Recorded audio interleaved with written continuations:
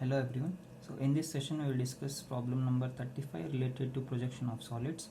The question is a pentagonal pyramid 25 mm sides of base and 50 mm axis length rests on HP on one of its slant edges. Draw the projections of the pyramid when the axis appears to be inclined to VP at 45 degrees. So that is the question that they have given. So here if you just go through the question, the type of solid is a pyramid.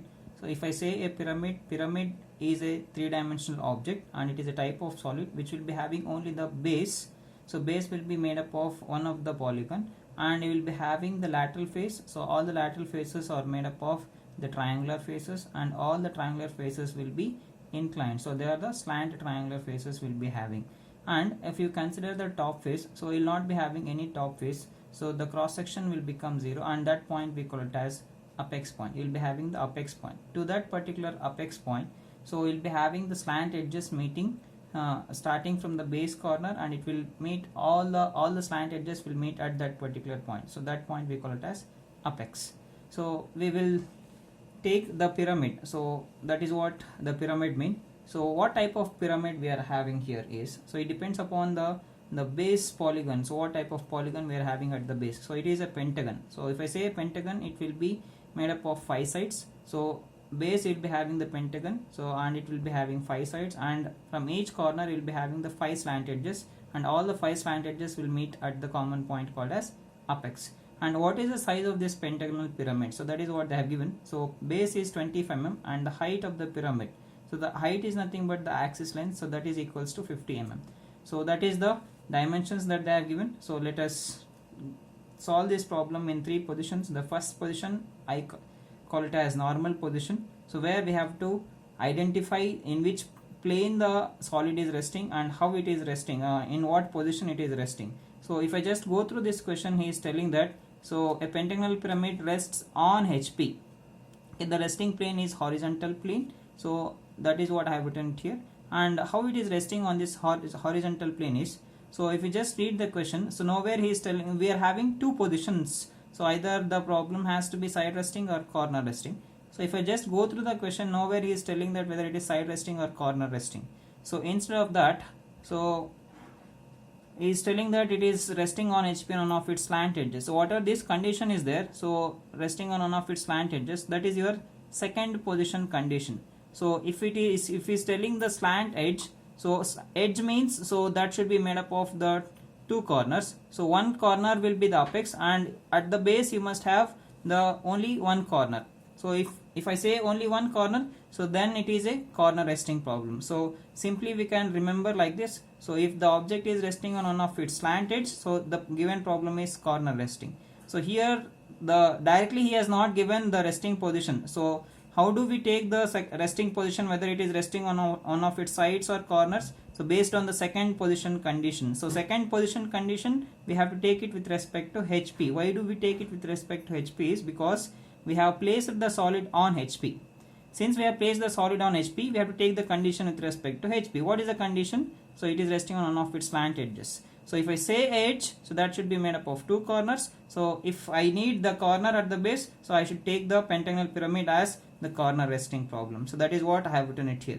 Okay, so now the pyramid, we have understood that the pyramid is resting on one of its corners. So according to our procedure, whatever the resting position that we are having, so that I will consider towards my right hand side according to our conventions. Okay, so we must obtain corner towards my right hand side. So that is what so the resting position is. So I came to know that the resting plane and the resting position. So now let us take that 2 views, that is top view as well as front view in that particular position. So if you see the pyramid in that particular position from the top, it looks like a pentagon, and so all the base edges of the pentagon are visible. Along with that, so all the slant edges are visible in the top view. Okay, so slant edge is a edge that is starting from the base corner and it will meet at the common point. So that point we call it as apex point. So how does it look like in the front? So the front view, it looks like a triangle. So triangle because it is a pyramid. So all the lateral faces will be made up of the triangular faces. So how many slant edges you can see in the front view? That is 3 slant edges are visible. So and the base edge the base of the pyramid is visible to you, and along with that axis line is visible. So let us see that in the while doing the construction. So this is what the first position is. So let us kick off with the construction part now. So I have taken the grid sheet here. So in this grid sheet, so I have taken the reference line that is called as xy line, and with respect to that reference line, I have taken vertical plane above the xy line and horizontal plane below the xy line. So because we are doing the problem in first angle of projection. So next, after that, what we have to do is, so we have to consider one reference point on the xy line, and we have to take the vertical line. So this line acts as my reference line, reference vertical line. So on that particular line, we have to take the size of the pentagon. What is the size of the pentagon? He has given 25 mm sides. Okay. So now we know that we have to place the pyramid on one of its corners. So what I should do first? I should obtain corners towards my right hand side. In order to obtain like that, so I'll take the side towards my left hand side. In order to obtain the corner towards my right side, I should take the side towards my left side. So you consider any one point on this vertical line and you cut an arc. So the point where it intersects, so you will get the second corner of the pentagon. So now if I say a pentagon, we know that the interior angle of the pentagon is equals to 108 degrees. So I have to take the angles now with respect to these two corners. These two corners act as the two vertices of the pentagon. So now let me take the protractor. So place your protractor along this vertical line at the starting point, the starting corner. So with this point as 0, I have to take 108 degrees. So I will mark one point at a distance at an angle of 108 degrees. Now you change the position of the compass. You take the another corner of the pentagon. So with this point as 0, okay, this as a reference, I should take 108 degrees again. So I need to count 108. So after getting two lines, 2 points at an angle of 108 degrees, so I need to draw a thin lines like this. This is one line and this is my another 108 degree line. So on these two lines, I need to obtain another two corners of the pentagon. Already we are having the compass that has been set to 25. So and you've cut the arc now with respect to the first corner, and with the same distance you place your compass at the second corner and you've cut one more arc. Where those 2 points will intersect, so we'll get the another two corners of the pentagon. These are the two corners that I will take. How to obtain the fourth corner? So with the same dimension of your compass, with the same length, so you've cut the arc now by taking your position of the compass here, and one more is with respect to this point. You cut an arc. Okay. So I'll get the fifth corner of the pentagon. Once after obtaining all the corners, what we need to do is we need to join all of them with the help of dark lines, because in the top view, so all the edges are visible. Base edges of the pentagon are visible to you. So hence I need to draw these lines as thick continuous lines. Okay, this is the final edge. Once after drawing the base edges of the pentagon, so we need to draw the slant edges. So in order to draw the slant edges, so we need to identify the center point of the cross section. I am erasing the extra lines. So how to identify the center points of the cross section? So this figure is odd sided figure. So if we are having the odd sided figure, we need to consider the bisectors. So okay, so what is a bisector? A line that is drawn from one corner to exact midpoint of the opposite side. So that we call it as a bisector. So what is the total length that we are having? So we are having it as 25. Let me represent that. So the length is 25 mm. Draw the dimension line. With respect to this, I should take it as 25. So now what I should do is I need to draw the bisector. So we know that is the value is 25. So half of this 25 will be 12.5. So by making use of your scale, so you can mark 12.5. This is one method. Otherwise you can bisect this line by taking the distance more than half and cutting the arcs. So with respect to this corner, and if you join the line, then you'll get this midpoint. You'll get that bisector easily. So that is the another procedure we are having. So I have marked 12.5. Now with respect to this opposite corner, I need to draw a thin line. So this is the line that I'll get. Okay. So likewise, so if I consider the bisector, another bisector, so half of that 25 5, so I'll get it as 12.5. So that is the point that we have to consider, and with respect to that edge, the opposite corner is this. You draw a thin line, so this is another bisector. So where these two bisector will meet, so that intersects, so that is the center point of the cross section. So this is the point through which the apex will be passing through it. Okay, so now let me draw all the slant edges. Slant edges means from each corner of this base I need to draw a dark line, so that should meet at the center point. So this is one slant edge that should be dark, so this has to be dark. This is another slant edge. This is my third slant edge. Here goes the fourth one, and finally we'll be having the fifth one. Only these edges has to be dark, so not the other portion. So this is not required actually, so I can erase it. So this is how it looks like from the top, the pentagonal pyramid resting on one of its corners. Okay, so now let us go with the front view. How to obtain the front view? We need to take the projection. We know that in the front view it looks like a triangle. Take the projection from each and every corner. If I take the projections from this point, it will also pass to the above corner. So I have forgot one thing here is, so the namings. Let me do the namings now before going to the next step. So I'll take the resting corner as A, so this is B, so this point will be C, so here comes the D, and finally E. So what about this center point of cross section? So O of O1, O will be the apex point from the top view that will be visible, and O1 will be the base of the cross section, that is the center point of the cross section of the base that is not visible to you in the top view. Okay, so now he is telling that, so the axis length, how much he has given? Axis length is 50 mm he has given, so that is the height of the prism. So axis length I have to consider, so I should take that 50 mm, so where you will be having this axis points passing through it. So what is the height? So I should take the height as 50 mm, so at a distance of 50 mm I will mark one point. So through that point, so that will be the apex of your pyramid. You draw the boundary lines first, so it looks like a triangle. Okay, and the base will be visible, all the boundary lines, so they will be always visible. So now the slant edge, so B to O will be visible to you from the front. That should be drawn as thick continuous line, so draw it as thick continuous line. So next you will be having this axis, so whether I should draw this line as axis line or not. How to identify that?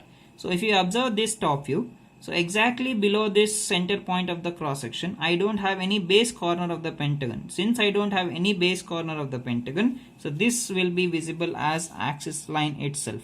Okay, so that should be drawn as axis line. Axis line you must draw it as thin chain line. So this is what we will get in the front view. What is the size of this?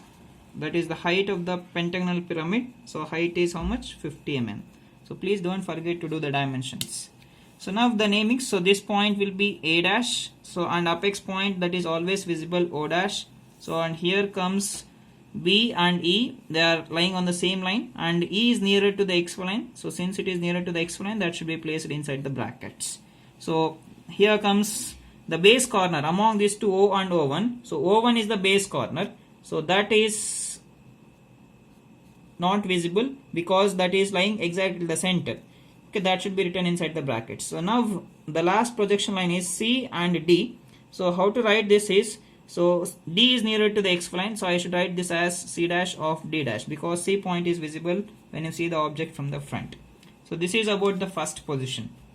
So I have taken the pyramid on HP now in the first position. So if I want to go to the second position, so what is the condition here? So second position is condition with respect to HP. So why we have to take it with respect to HP is because we have placed the solid in HP, hence we should take the condition with respect to HP. What is the condition in the question he has given? He has given that it is resting on one of its slant edges. So where do we have the slant edge here? So this is my slant edge. So this is the slant edge of the pentagonal pyramid. So you can observe, so edge means that should be made up of only two corners. The base resting corner is A and the apex point is O. So this edge we call it as a slant edge. It is not a face because only 2 corners are there. If I say a face, that should be made up of 3 corners at least, because all the lateral faces will be having the faces as triangle. So if you want to draw as a triangle, we need 3 corners. So here we are having only 2, so hence it is called as a edge. Okay, so now in this case the angle of inclination is not given. So what he is telling is, so you rotate this pyramid in such a way that the slant edge should rest completely on HP, that is, it should touch your XY line. Okay, since we have taken condition with respect to HP, so any condition with respect to HP is visible in VP in the answer. So I should rotate this now. This slant edge should fall on this what line? That is XY line, that is my reference line. Okay, so in such a way we have to redraw the first position front view figure. So for that what I'll do is, so before taking the distance, I'll consider any one point on the XY line. Okay, that point will be your resting corner, that is your reference point. That point you call it as A dash. So with the help of this point A dash, so I need to obtain this apex point on the XY line again. Okay, what I should do, I should take the distance from A dash to O dash, place at A dash, place your needle leg of your compass at A dash, and you cut an arc. So you cut an arc on the XY line, and you see where that arc will intersect the XY line. So that intersection point will be your apex point, that is O dash. Now I can tell you that, so this is the slant edge that is completely resting on HP. So if the object is resting on HP, its front view falls on the XY line. That is what we are getting it here. Okay, so now I'll obtain the remaining corners. So first I'll go with the boundary corner. So this is the boundary corner I'm having. So place at A dash, and you cut the arc from here to here. Okay, next you take the distance from O dash to C dash of D dash, this slanted distance. Place at O dash, and you cut an arc. Okay, so where these two arcs will intersect, so this is the intersection point that I am getting. So where those two will intersect, so you join them.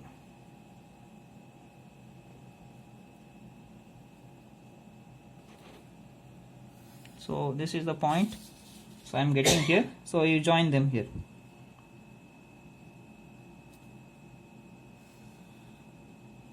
Okay, so this point will be your C dash of D dash. So I need to obtain the intermediate points with the help of that reference point, that is A dash. Take the distance from A dash to B dash of E dash, place at A dash, and if cut an arc, so you'll get one point there.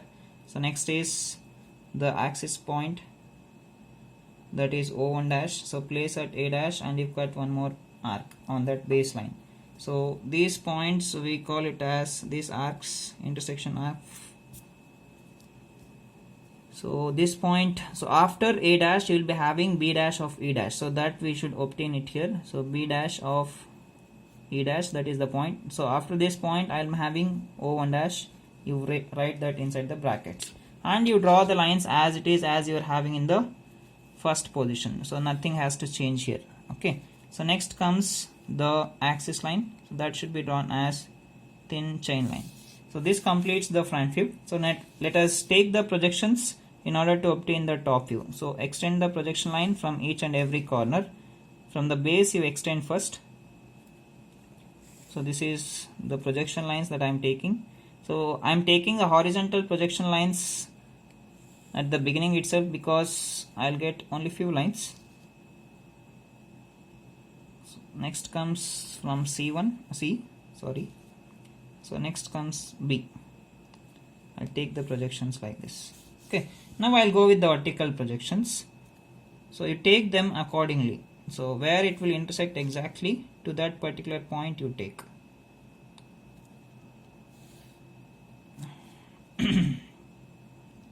So the projection from the axis point, that is O1. So next comes the projection from C dash of D dash. Take the projections. So finally we are having the projection from this apex, that is O dash. So now let me do the namings. So A and A dash intersection, you will get it as A point, that is the top view. So next comes B. So this is point is C. So you are having D here, and finally E. And this point is apex O, and you will be having O1 at the base. So once after doing the namings, what we are supposed to do is, so we have to draw the boundary lines. So how to draw the boundary lines is, so we are having the naming chart here. So with respect to this, let us do. So we should check the bonds, whether from each corner of the base we must have 3 lines. So if I place the scale between A and B, so do we have bond between A, B here? Yes. So if it is there, so I can place that scale between those 2 corners. Once after placing the scale, you check the remaining corners, whether do we get it on the same side of the scale or not. If we are getting the remaining corners on the same side of the scale, so I call that line as my boundary line. So if I draw all the boundary lines as thick continuous lines, always boundary lines has to be drawn with thick continuous lines. If I join all of them, so it forms a closed loop here. So next comes O to E. So this we have discussed in so many problems already. So let us do it fast. So A to E is the last boundary line. So finally it forms a closed loop. So this is the closed loop that we will get. So once after identifying, after obtaining this closed loop, all the boundary lines as thick continuous lines, I need to identify the hidden corner. So if you see this object from the top, so which is the corner that is nearest to the XY line? That is A dash. So that is not visible. That acts as the hidden corner in the top view. Okay, so now with the help of this corner, so I should take the naming chart. So this will act as the hidden corner. With respect to this, I must have 3 lines. So which are those 3 lines? AB, AE and AO. Because from each corner of the base, so we must have 3 lines because solids are 3-dimensional objects. So now from point A, already AE is drawn and AB is drawn. So because they are the boundary lines has to be visible always. Only the third edge is missing. So only that missing edge has to be drawn as the dotted line. So that should be drawn as hidden line. Hidden lines are always represented with thick dashes line.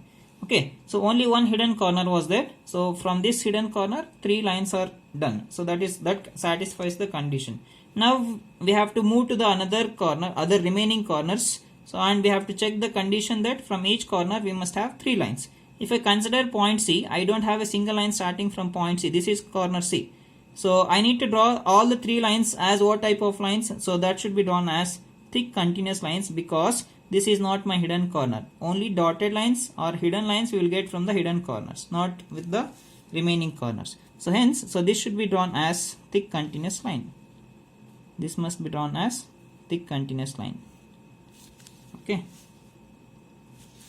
If join 3 edges with respect to point C as well as point D. So all the lines has to be drawn as thick continuous lines. So this is what we will get here. Okay. And finally the axis, you represent it with thin chain line. So this remains as axis itself. Okay. So now this completes the second position top view. So that is the condition with respect to HP we have taken. So now let us go with the condition with respect to VP. That is my third condition. So let me explain that.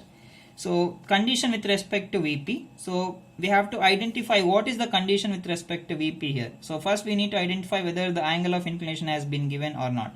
So here it has been given. So what is the angle of inclination? 45 degrees.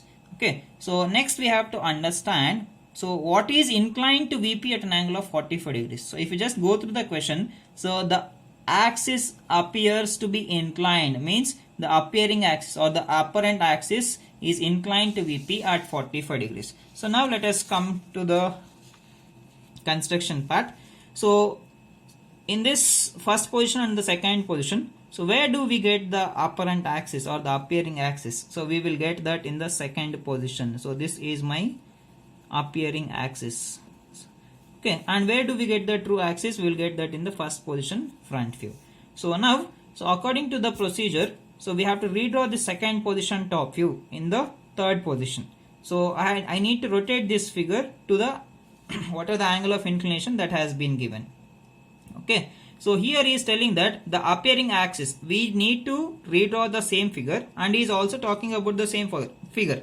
So he want to tilt this axis line, appearing axis or the apparent axis line, to an angle of 45 degrees with respect to VP. Right now how it is there? So this is parallel with respect to VP, it is there. So next what we have to do, we have to rotate this shadow or the upper end figure in such a way that the axis O01 axis will get inclined to VP at an angle of 45 degrees. Okay, so always whenever you redraw these pyramids, so according to my procedure, so in order to make our solution easy, I'll always place the apex point nearer to the XY line. So that is what I'll do. Okay, so now I have taken my 45 degree line here. So I'll come to the third position. So third position here, I have taken 45 degree line. So this angle of inclination is 45 degree line. I have taken from right side to left side because so axis is inclined to VP. So you can take from right side to left side also, but see to that, so the figure has to be rotated less than 90 degrees. So once after taking 45 degree line, so we have to take the appearing axis here. So O1. So take the distance from O to O1. So this is my appearing axis. You pick any one point on this 45 degree line and you cut an arc. The point where it intersects, so the starting point is O, apex point, and the point where it intersects, so that point is O1 point. So now I am having this axis inclined to VP at an angle of 45 degrees. So with the help of that, I need to obtain all the remaining corners. You can observe here, so if I extend this axis line little bit outside, I'll get point A. So what about the remaining four corners? So EB is there on the same line and CD is there on the same line. So they are exactly perpendicular with respect to this axis line at some points of intersection. The point where it intersects, I will give the namings with numbers. So this point is 1. So this point is 1. And here I will get, here this is not required. So and this is my point 2. So I'm having 2.1 and A. So I need to obtain all these three corners. So in between the axis. So what I'll do is, I'll take the distance now from O to 2 first. I'll take all the dimensions with respect to O itself. So take the distance from O to 2. I'll place at O and I'll cut an arc. To obtain which corner? So I'll get the point 2 here.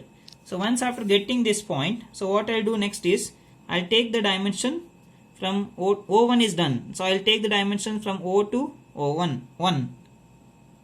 So take place at O1 and you cut an arc like this. The point where it intersects, so that point we call it as 1. So next finally you'll get the distance, you'll get the point A. If you take the distance from A to O, place at O and you cut an arc to obtain which point? A point.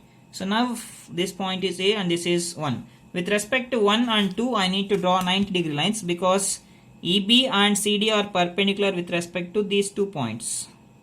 This line, that is axis line, what we are having it on the 45 degrees.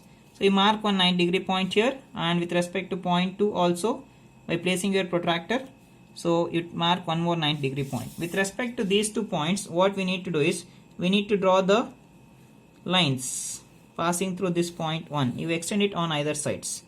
So with respect to point 2 also, you extend the lines on either sides. Okay. Once after extending the lines, what we should do is, so we need to take the dimensions from 2 to D. I'll take the dimensions from 2 to D first, and that dimensions will be same from 2 to C also. Place your compass at 2 and you cut one arc, so you'll get point D. With the same dimension, you cut the another arc below. So now I'll get 2 points here. So one point will be D and the other point will be C. So next you take the dimensions from 1. So above 1 we are having E and below 1 we are having B. So with that dimension you cut the arcs. So you cut the arcs above as well as below. Okay, I'll get 2 points now. So this point will be E and this point will be B. So now I have got all the namings in the cyclic order. Now I need to join all of them. So as we are having it in the second position top view. First I'll draw all the boundary lines as thick continuous lines. So because all the boundary edges are always visible to you. So next comes B to O. So E to O is my final boundary line. So it forms a closed loop. So once after doing that, so we know that point A acts as my hidden corner. So from point A we must have the hidden line. So that should be drawn as thick dashes line. That is starting from A and it will meet at point O. So once after drawing that, so I need to draw the remaining corners. From the remaining corners we must have thick continuous lines because all those lines will be visible to us. So this is one, and finally we are having from B and again D2 here. So this is the edge, and these are the slant edges B2O, that is also visible to you from the top. Okay, so this is how we have to redraw this pentagonal pyramid. From second position we need to bring it to third position. So inclined, the axis, appearing axis inclined to VP at an angle of 45 degrees. Okay, so now this completes the second position top view. Third position top view. Let us go with the third position front view. So in order to do that, so I need to take the projections, the horizontal projections and the vertical projections from this third position top view and horizontal projections from the second position front view. So which one among these two you will take first? So we have to proceed with the horizontal projections because I'll get only 3 horizontal projection lines. If you take vertical projection lines, totally you will get 7 lines. So which is less among these two? So you take that projection line, and when you extend the vertical projection line, you extend to the required position. So by considering the namings of this second position front view. So let me do that now.